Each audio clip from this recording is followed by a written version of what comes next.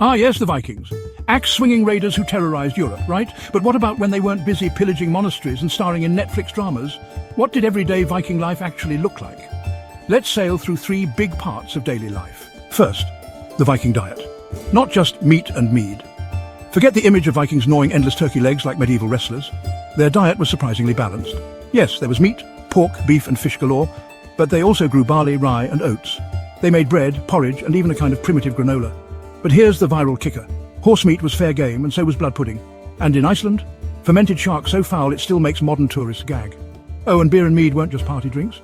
In some cases, safer than water. Breakfast ale, anyone? Second, it's Viking homes, cosy, if you like smoke. Most Vikings lived in longhouses, wooden walls, turf roofs and a single central fire. Sounds snug? Until you realise there was no chimney. The smoke from the hearth simply filled the room, marinating your lungs as thoroughly as the family dinner.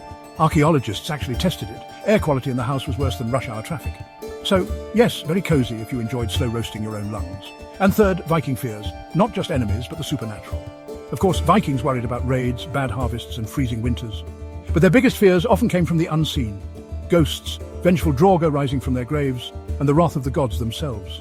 So real was the fear that bodies were sometimes buried with huge stones on top, to pin them down, just in case they decided to climb back out. Imagine ending a hard day of farming, crawling into your smoky longhouse, and wondering if your dead neighbour might come knocking for a little nightcap. So yes, beyond the blood, axes and longships, Viking life was equal parts beer, smoke, superstition, and the occasional rotten shark fillet. They might not have raided your village every day, but they did raid their own pantries, lungs and nightmares. Cheerio!